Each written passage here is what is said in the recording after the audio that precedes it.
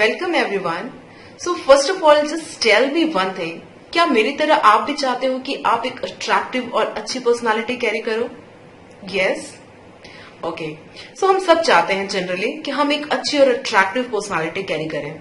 जब भी हम कहीं जाएं, जो हमारी प्रेजेंस हो वो बहुत प्लीजेंट हो और हमारे वापस आने के बाद सब कोई हमें याद करे कि yes there was someone, right?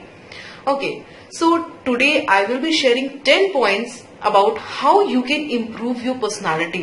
कैसे आप अपने पर्सनालिटी को बेटर और अट्रैक्टिव बना सकते हो। Okay, so first point is conversational ratio.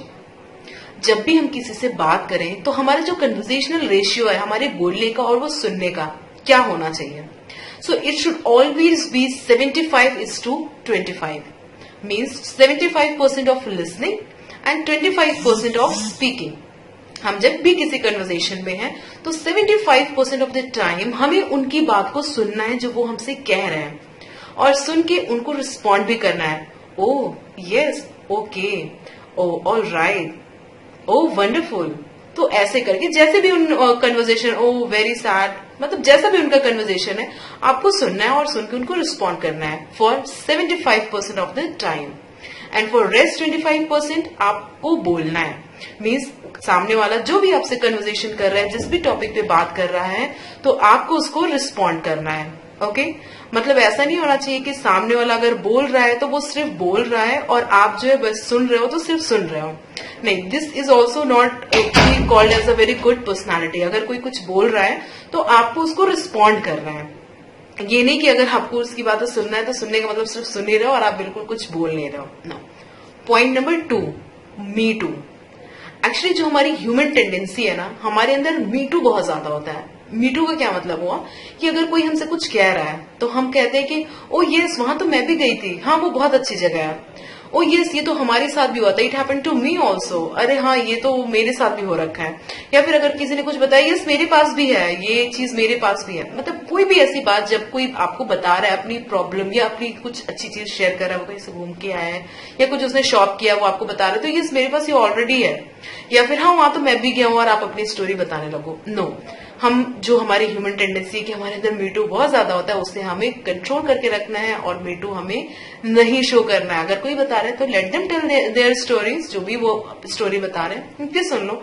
जब आपका टर्न आएगा, जब आप अपना जो कन्वर्सेशन बोलना चाहते हो, करना चाहते हो, देन आप करना। Okay, point number 3, connect them with the last conversation you had with them.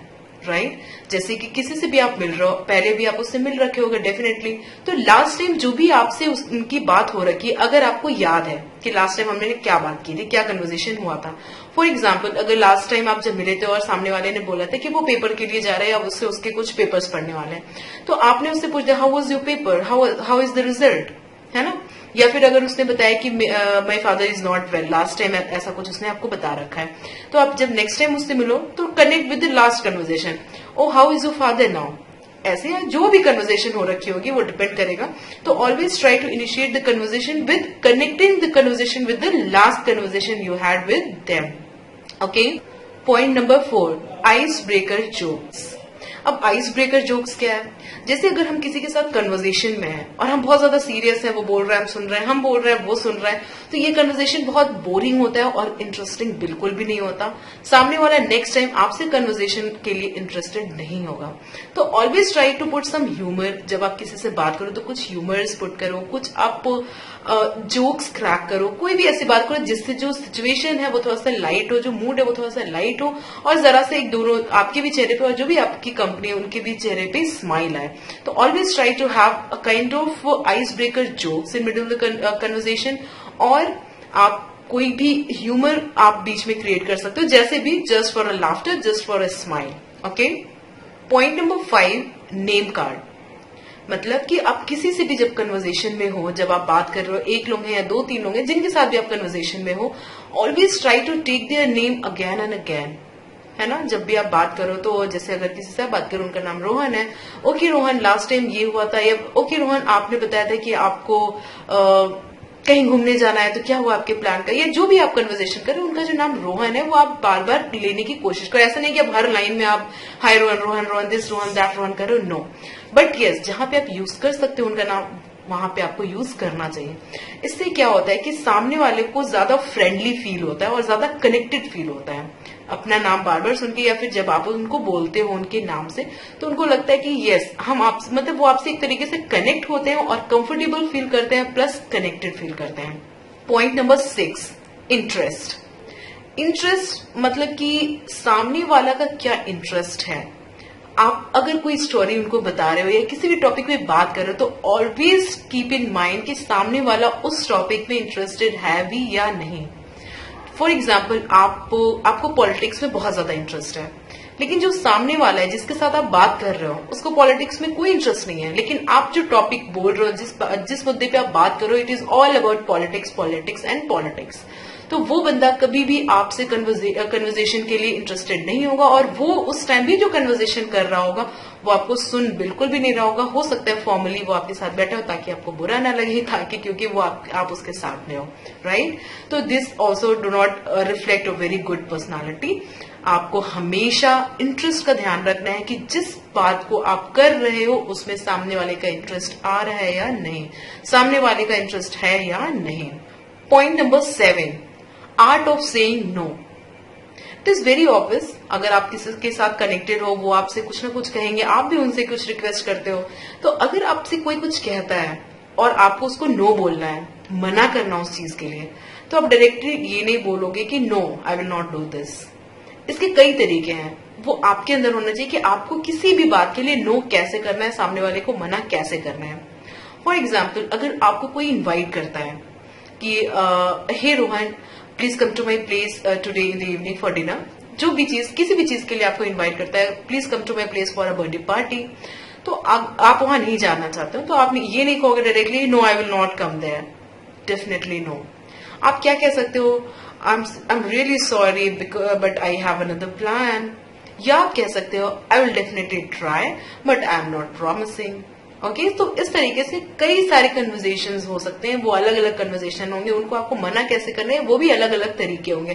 But always keep in mind कि आप डायरेक्ट ये नहीं बोलोगे कि no no I will not come, no no I will not do this, है ना। उसका हमेशा एक प्रॉपर तरीका होगा, उसी तरीके से आप बोलोगे। डिपेंड करेगा कि कन्वर्सेशन उसने क्या कर रखा है, उसने आपको किस चीज के लिए रिक्वेस्ट किया और किस चीज के लिए आप मना कर रहे हो।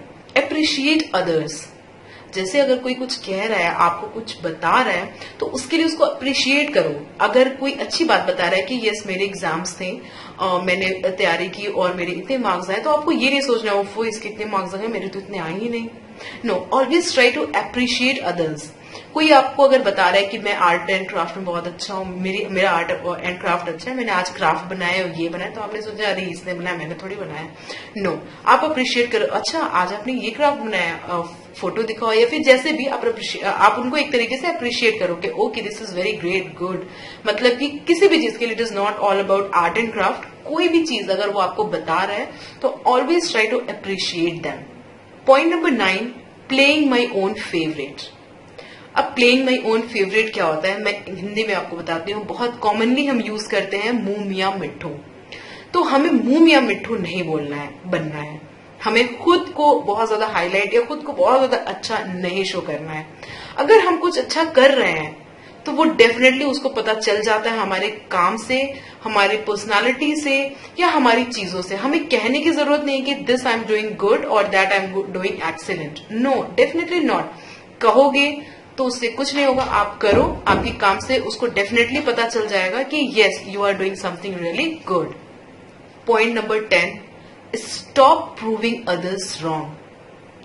मतलब कि जैसे हम किसी से बात कर रहे हैं, अगर हमें वो कुछ बता रहा है तो बोलना चाहिए नहीं नहीं तुमने ऐसा क्यों किया, तुम्हें ऐसा करना चाहिए था। नो, हमें इंस्टेंटली ऐसा नहीं करना है। या फिर हम बट लगा के कन्वर्सेशन करने लगते हैं कि अगर उसने कुछ बताया तो आपने बोला कि oh you did this but you should do this, you should be doing this. No, हमें बट या फिर नॉट का यूज नहीं करना है अगर वो अपनी कोई भी चीज बता रहे हैं आपसे। तो मतलब कि उनको गलत नहीं प्रूव करना है या उनकी चीज को ऑल्टर नहीं करना है। जो उन्होंने किया उसने आपको बताया, हाँ आप करेक्ट कर सकते हो, एक तरीके से बता सकते हो कि सही आपने ऐसे नहीं, आपने ऐसा करना था, लेकिन not instantly, not at the same time. उसके लिए आप टाइम लो, एक सही टाइम देखो, उस टाइम पे आप बताओ, वो आपकी अच्छी पर्सनालिटी रिफ्लेक्ट करेगा। लेकिन अगर आपने तुरंत उनको बोला कि आपने ऐसा क्यों किया, आपको ऐसा नहीं, आपको ऐसा करना चाहिए था, तो वहां पे उनको ये नहीं समझ में आएगा कि हाँ मैंने गलत किया और ये मुझे सही तरीका बता रहे हैं। उन्हें लगेगा कि इनको तो मैं हमेशा गलत ही लगता हूँ, अच्छा इनको मैं गलत लग रहा हूँ। उस टाइम वो कभी नहीं समझ पाएंगे कि yes you are wrong, yes he is wrong. Okay, so do not ever try to prove them wrong और उनकी चीजों को ऑल्टर करना, ठीक है। So if you really wanted to carry a very good and pleasant personality, try to follow all these 10 points and do comment कि आपको सबसे बढ़िया पॉइंट कौन सा लगा, कौन से पॉइंट्स आप ऑलरेडी फॉलो करते हो और कौन से ऐसे पॉइंट्स हैं जिनको आप इन फ्यूचर फॉलो करना चाहोगे। Okay, thank you.